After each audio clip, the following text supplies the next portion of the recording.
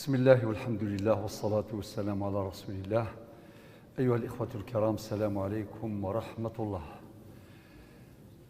هذا هو المجلس رقم 26 من مجالس علم الفرائض.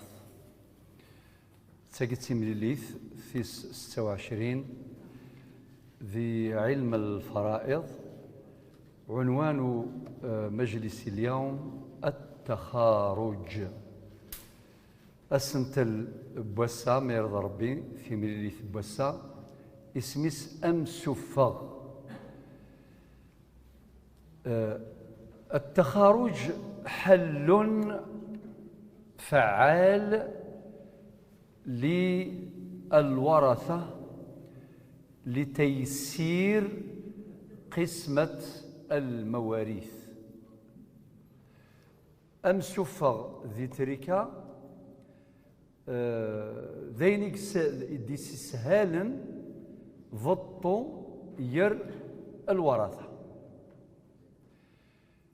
يعني ما رفضن يمذانا تركة تزرم تركة مخلف، يعني عناصر التركة متنوعة. مثلا المورث الميت يترك عقارات خلى الأرض، خلى سكنة، خلى محل تجاري. في المنقولات خلى شاحنة كاميون، خلى جرار تراكتور، خلى سيارة، خلى دراهم. هذه عناصر التركة. كي يكونوا دراهم وحدهم ساهل دير الفريضة كما موالفين ديروها، تخرج قيمة السهم الواحد، كل واحد يضرب في سهامه والسلام. المسألة بسيطة جدا كي يكونوا دراهم. أما كي يكونوا عناصر أخرى منقولات وعقارات، مثل كيف تقول لهم 4 5 انتم تديو تراكتور، انتم 3 4 تديو حانوت ولا تديو دار. يقول كيف؟ لازم يتخارجوا إلى قد مسفغا. أمسفغاكي تشرعيث دي تسفن ثيفراث الوراثة باش يضفضون تريكا بوين تيديجان سليسر. التخارج حل فعال لتيسير قسمة الميراث. أولا، ما معنى التخارج؟ ذا شو المعنى التخارج؟ استقبالي ذا مسفر استعرف ديني تصالح الورثة فيما بينهم بجميع الصور المشروعة الممكنة المتاحة من أجل قسمة الميراث المشترك والخروج من حالة الشيوع. باش الفغن سيلان ديفيزيون إلى قد فغن أمشي رافغن الطبقا المنهجي لا ميثود اللي هي التصالح. هذا مليل، هذا مسفهم، هذا مسفغن. قال مثلا الشيني أتساوي التحانت بعد التقويمة إلى قد سيدي ليفالياسيون الاستيماسيون. معناه مثلا تحانوت سني تسوى 3 ملاير، شويه 3 ملاير. أخا مني يسوى 800 مليون، طوموبيل نيس 400 مليون إلى آخره. مي خدمنا كسومات أد نتقض الشيلة السنة ضيّة مثنيو إن كيني جثي تحانوت فغثي سي تحانوت أو كن فغ عند النظام تفغضاصن دي طوموبيل تساوي ضرر، تفغضاصن دي وخام تساوي ضرر، أهد تفغضاصن دي وكاد تساوي ضرر. نثني أشفغن سي تحانوت شيني أسن تفغض عند النظام ولا ممش ليسر الشريعة قاري يجوز ماشي كان يوليك زمر دي مسوفة غير زمر دي نتقي ولا كيني في كثي كان كاميون كي نقل التاجر في كثي كاميون أذوي غا كاميون أكون فغض ديم كل شيء فغفيس وكاميون صار زمد فضيون نغسين ثلاثة أتسم سوفاغا وثمسة تاقيهم السفاغ سمحتي سلها مليح مي تحواج الخبرة تحواج الاكسبيريونس تحواج التجربة تحواج دي تكنيك باش أتطبق أتفغ مرتفث يقينا ذواقي التخارج ذواقي التصالح ذواقي ذا مسفى نمسفها يلا ثورة نروح النقطة الثانية ما هي الصور التخارج صور التخارج أطاسي قلان نزمر دنيني لان ثلاثة الصور خاصة الصورة ثلاثة تسعة أطاس الحالات يا أخي قارن بالمثال يتضح المقال يلا نروح نبذو نخدم المسائل. طيب نبدأ هذه الصورة الأولى. الصورة الأولى نديرو هاك كما موالفين. مات شخص عن زوجة ثمطث جد زوجينس يماس أب ذافاس بنت ابن يلي سنميس. قسمة نديروا الأنصبة. أول حاجة الزوجة كم ترث؟ الثمن أيتيام الثمن في 8 أيغر لوجود الفرع الوارث. الفرع الوارث زمرت سيلي بنت يليس نغسيلي ذميس نغسيلي يليس نميس نغميس نميس وقيم قام الفرع الوارث. الفرع الوارث مطلقا ذاكي بور جوستيفي لو ويتيام. لماذا؟ الثمن. الأم كم ترث؟ ثيمات السدس. بارك الله فيكم. السدس. لماذا؟ لوجود الفرع الوارث. ولأبويه لكل واحد منهما السدس مما ترك إن كان له ولد. الأب كم يرث الأب؟ السدس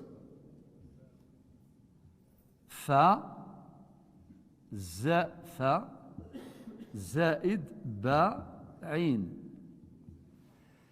السدس فرضا زائد الباقي تعصيبا.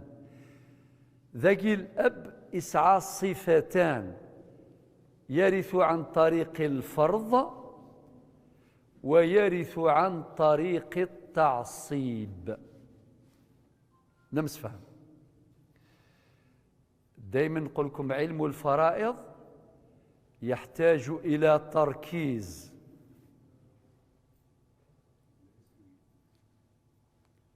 يحتاج إلى تركيز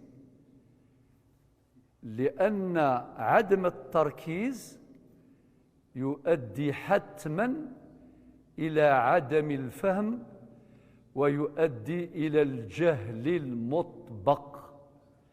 المعنيس أوري فهمارة ولا شيء، لأن علم الفرائض فيه احتمالات من كل فرضية من كل نصيب تزرد أتجستيفيض يتغير. ذاكي مثلا الأب كي تقرأ الآية ولأبويه لكل واحد منهما السدس مما ترك إن كان له ولد.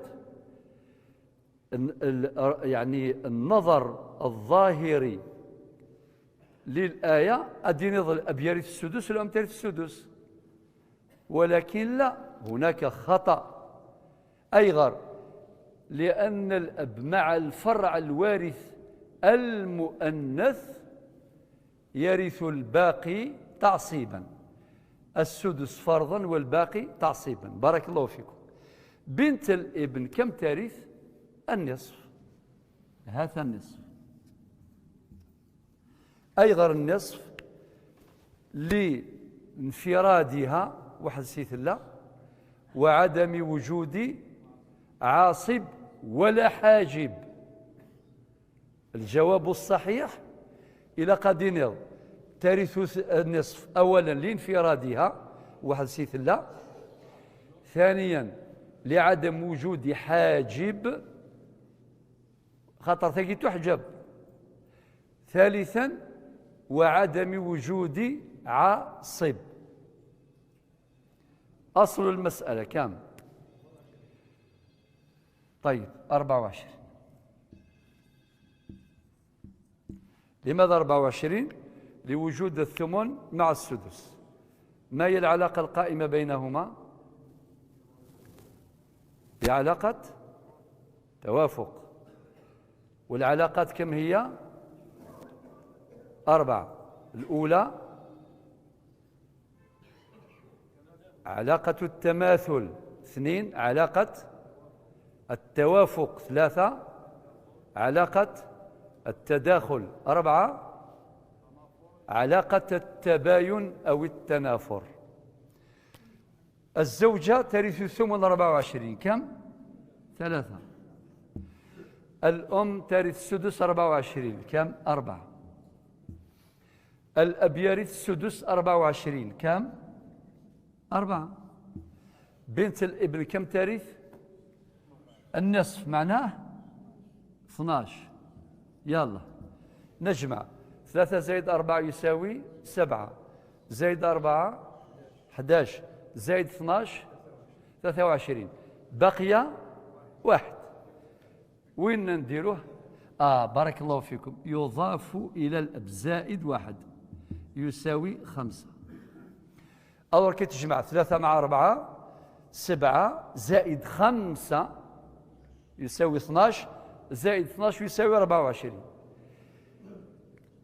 ثورة التركة خلاص الفريضة خدميت.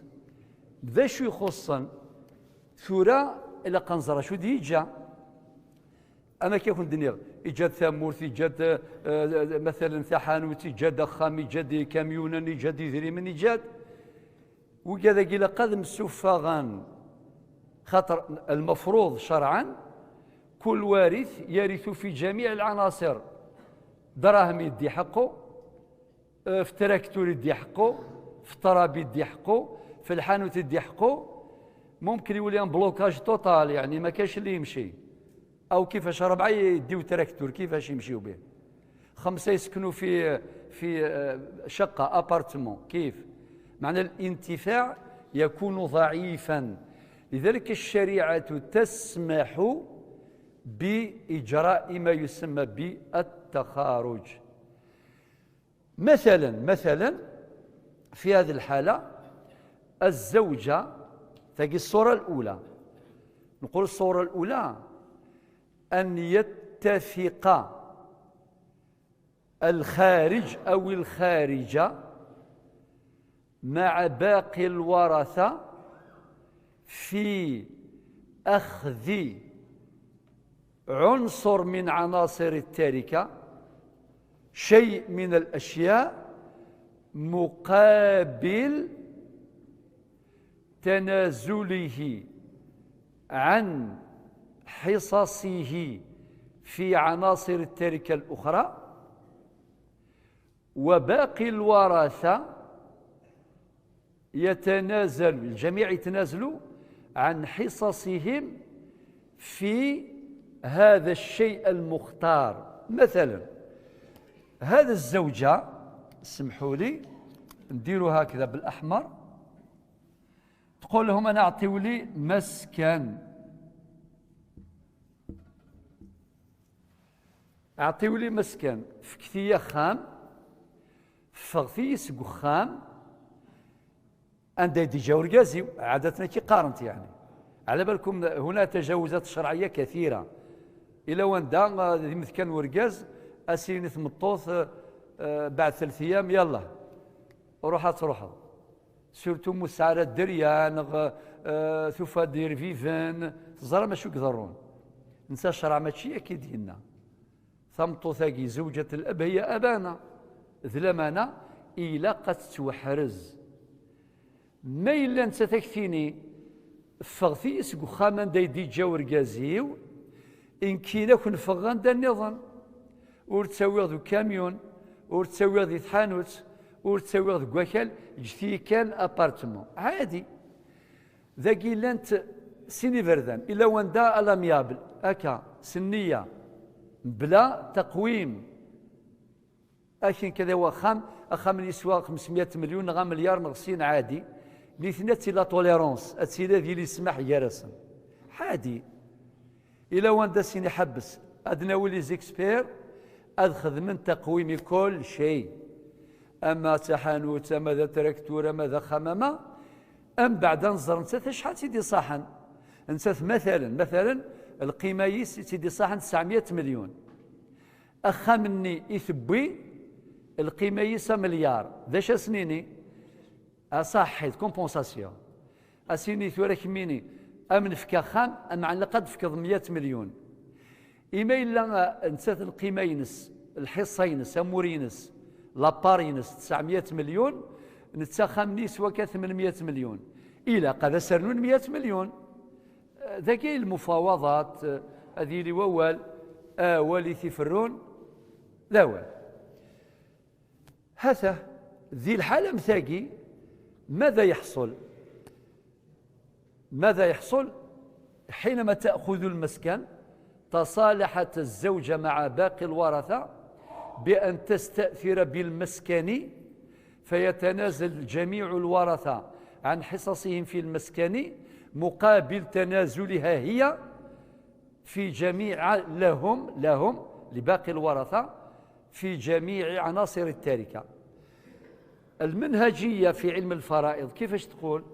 يقول لك نقوم بخصم سهام الزوجة الخارجة المتصالحة والباقي يقسم على أصل المسألة الجديد بعد خصم سهام الزوجة الخارجة كالآتي. نقولوا أصل مسألة 24 ناقص 3 يقين تاع الزوجة يساوي 21 وبعدين باقي الورثة التركة الإجمالية مثلا إذا كان التركة الإجمالية فيها 200 2010 مليون 2100 يعطيك الصحة 2000 أو مانيش ندير الحساب تروح ولا نغادريني 210 ملاير يلا تفاءلوا خيرا 210 ملاير 210 مليار أدنيني 210 مليارا ديفيزي على واش؟ على 21 على 21 شحال يساوي؟ 10 ملاير 10 ملاير. يلا ذا شو الخدم ذاكي؟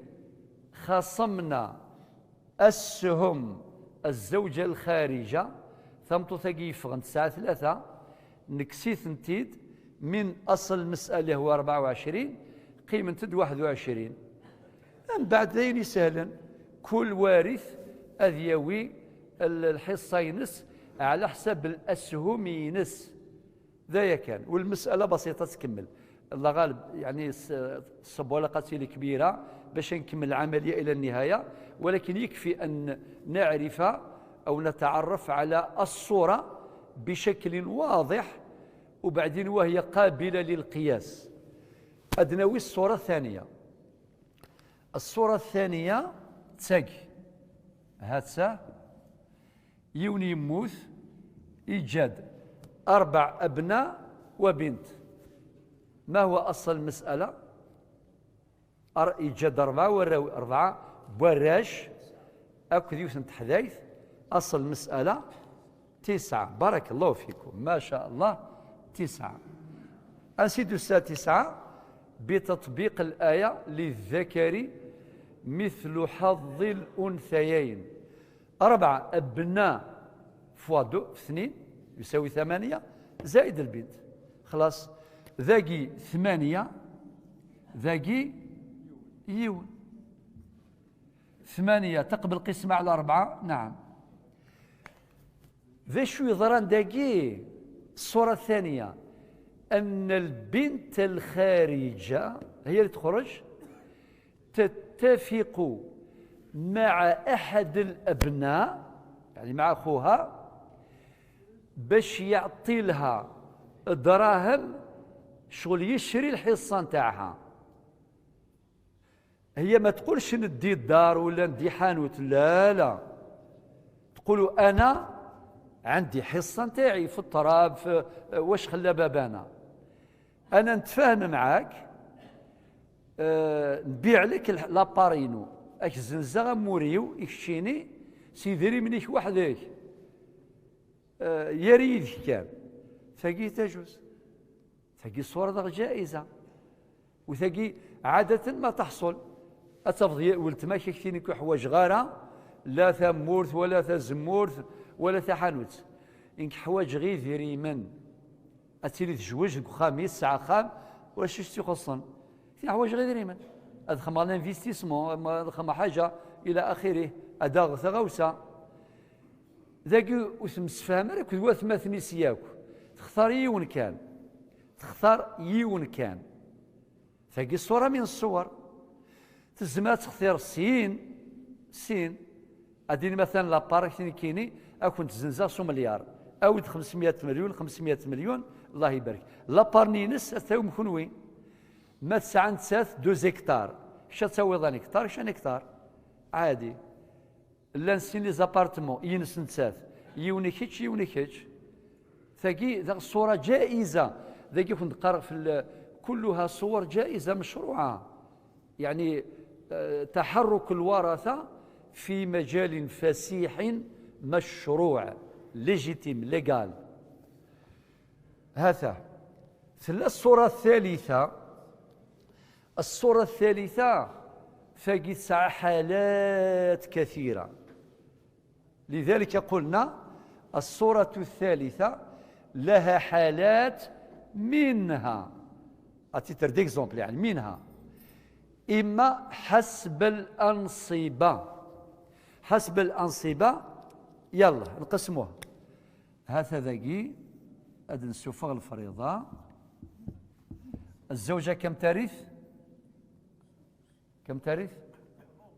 الربع انكار بارك الله فيكم، أخطر لعدم وجود الفرع الوارث، خاطر الأخ ذاقي الأخ الشقيق أخ شين أخ شقيق يعني الشين رمز للشقيق هو كي ماشي للفرع. الأم كم ترث؟ الثلث. ما شاء الله والله راكم تفرحوا، والله راكم تفرحوا، والله يا خوتي نكرر غير علم الفرائض أول علم يرفع، ماشي ذيني سهلا، ديس لي ماتيماتيك ديس لي بروبابيليتي ديس بزاف الأمور يحوج المخذي يحضر باش تغلط الضارة وني غاوندا تغلط سيون السهم بالك ديك 20 مليار بالك ديك 15 لي زيكتار يون السهم يروح كلش الخسارة ثم قرانت معناتها يوم القيامة تحاسب لأنك أفتيت فيما تجهل فيما لا تعلم.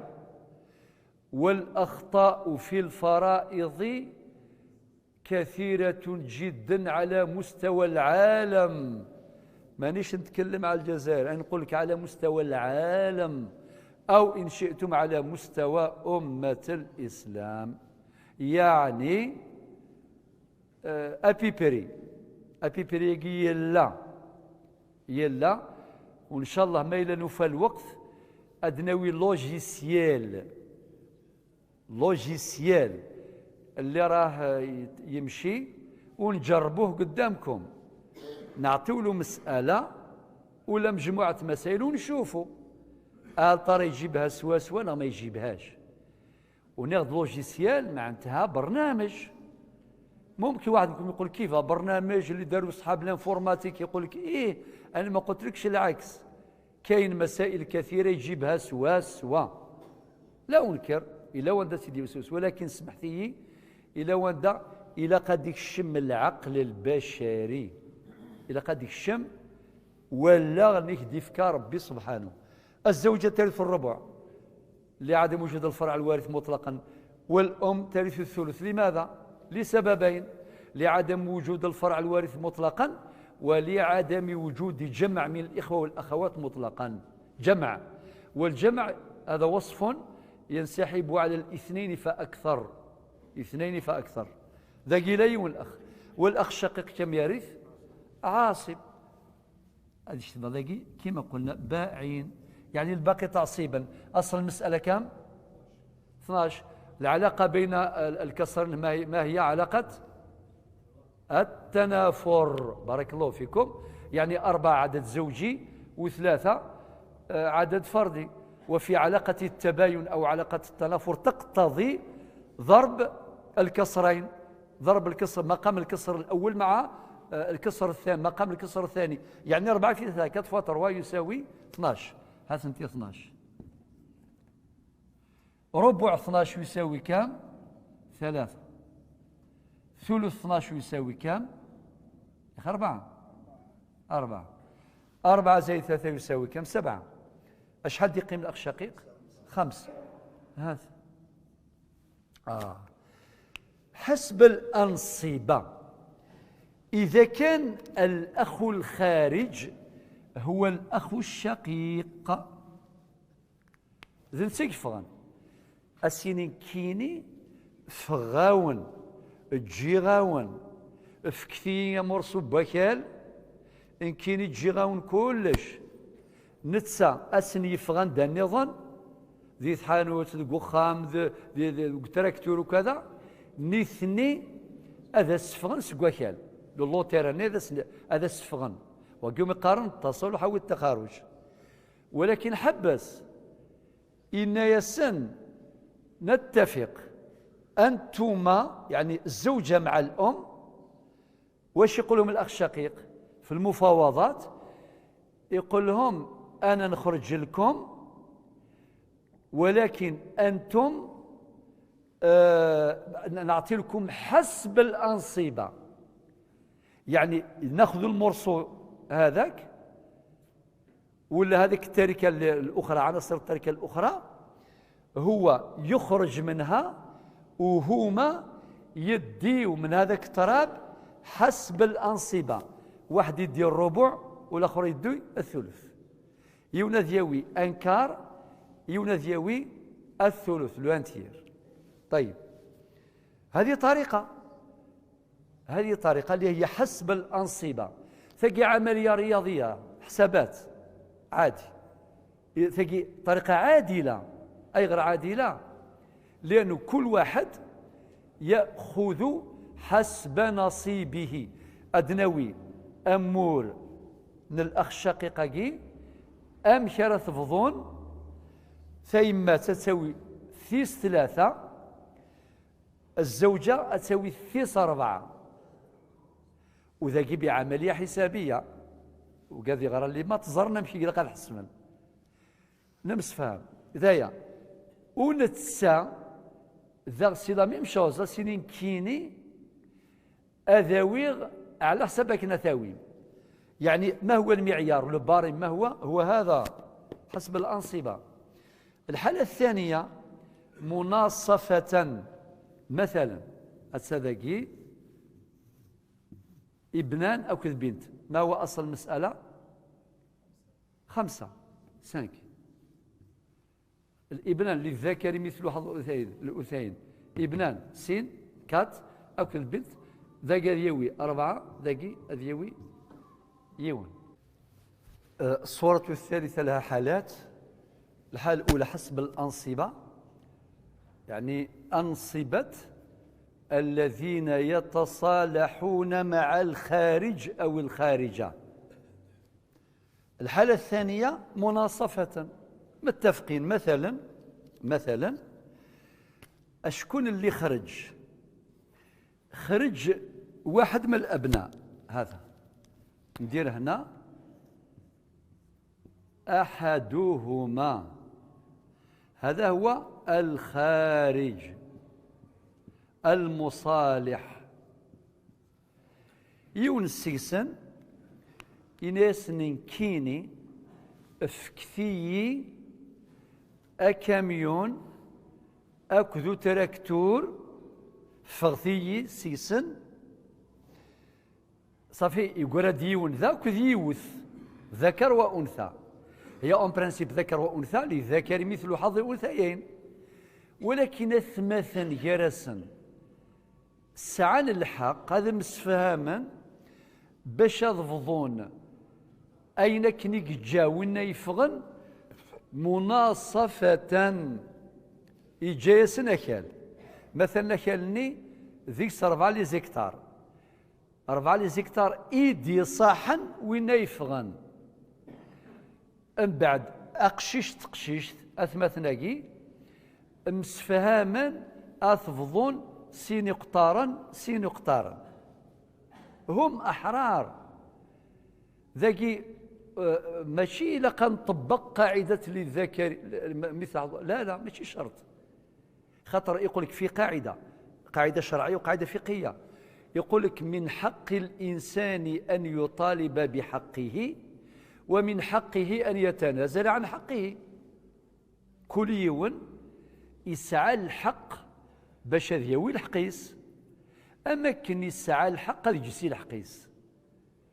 المهم أذي بدون إكراه عن طريق ما يسمى بالرضا المعتبر، ماشي بالسيف. ولا قرب ما يخدم الشونتاج نغلا باريسيون، لا عادي اسي لا توليرونس هذه لي لا سوبليس هذه لي السماح هذه لي هم احرار. ما رغم انه اذا جي ابن ذا جي بنت هما تصالحا مع احد مع اخيهما مع الاخ، ولكن مناصفة يعني النص.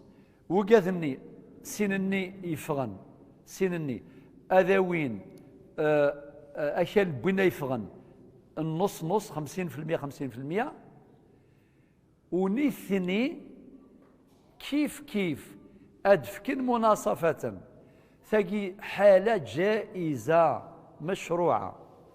في الحالة الثالثة ذاكي بشكل متفاوت، معناه هما اللي يتفقوا على النسبة 2 تير 1 تير 1 كار 3 كار، هم أحرار 1 سيزيام 1 تير، هم أحرار. ذاكي سعان مطلق السلطة زماد خدمن أكادنيغ 1 كار مقابل 3 كار، 1 سيزيام مقابل 1 تير إلى آخره، هم أحرار.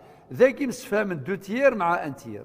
الزوجة واش نديروا المسألة بشكل الآتي: الزوجة ترث شحال؟ الربع لعدم وجود الفرع الوارث مطلقا، والأم ترث الثلث كيف الثلث لعدم وجود الفرع الوارث مطلقا ولعدم وجود جمع من الأخوة والأخوات مطلقا، والأخ لأب يمس بافاس يرث باعين. أصل المسألة 12 ربع 12 3 ثلث 12 4 بقي 5. يلا فرضا أشكون الأخ اللي أشكون الخارج؟ هو الأخ لأب، هو نكتب ذاكي الخارج المصالح. وين ياسن فغاون جي غاون يكون موريون دا النظام مسفهم، ولكن إن كيني أي ثفغ من دا النظام ذا شو نيثنا مشي مسفهما. الزوجة كذا الأم جرسا، الزوجة عندها 1 كار، الأم 9 ثلث. رغم ذلك ممكن يتفقوا، الزوجة سين كذا ويغ 2 تير، الأم تساوي 1 تير، نغ العكس الأم تساوي 2/3 والزوجة تساوي 1/3. يعني هذه الحالة لم تأخذ في الحسبان الأنصبة. الزوجة ترث الربع، ولكن هنا تأخذ الثلث من حصة المتصالح الخارج، والأم في النصيب ترث الثلث في التركة، ولكن هنا تأخذ الثلثين من حصة الخارج المتصالح. أكنم سفهاما، المهم هذا مسفهاما يكثر قاقي شحال احتمالات أي ندني غاكاكي. أتي ديكزومبل أمثلة ذا مذيا كان يتفكير، ولكن أتصل الحالات دا جوزنت. المهم يكون هناك التخارج والتصالح بين الورثة بطريقة شرعية عن طريق التفاهم بلا إكراه، عن طريق ما يسمى بالرضا المعتبر بكل وضوح وشفافية. والورثة الشريعة تمنح لهم مطلق السلطة في تبني صورة من الصور المشروعة للتخارج. والله أعلى وأعلم. أولي وردة إن شاء الله ثمريليث إثمريليث نظن ميرض ربي جاون ثلويث. والسلام عليكم ورحمة الله.